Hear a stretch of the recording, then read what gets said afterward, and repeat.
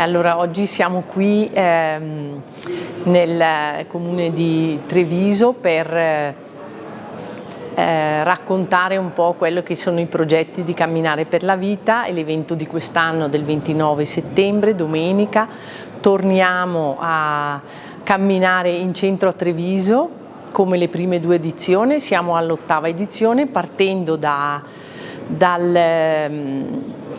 seminario vescovile di San Nicolò e poi ci sarà questo bellissimo percorso nel centro storico e oltre alla camminata poi ci sono momenti sia prima della camminata che dopo, che di aggregazione, momenti per i bambini. E lo scopo principale è quello di raccogliere fondi da destinare ai progetti che da sempre sosteniamo con la Città della Speranza per cure e ricerca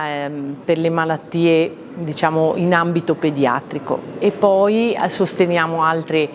3 associazioni locali diverse tra loro con un contributo più piccolo, però sempre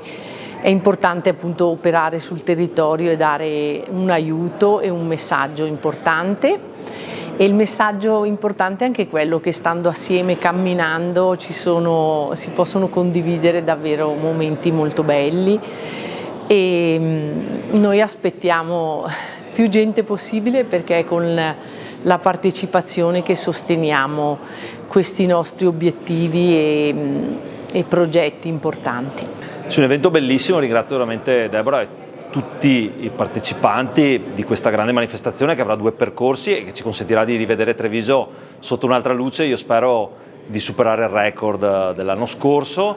speriamo di superare le 3.000 persone e quindi spero veramente in una bella giornata e soprattutto una grande giornata di cuore, perché tutti i proventi andranno in beneficenza delle associazioni che lavorano per noi e per il territorio. Sì, certo, questo bisogna ringraziare chiaramente la Curia che ha messo a disposizione gli spazi e questo dimostra che quando ci si unisce verso la solidarietà dobbiamo essere tutti presenti e dare la disponibilità al massimo di quello che possiamo fare.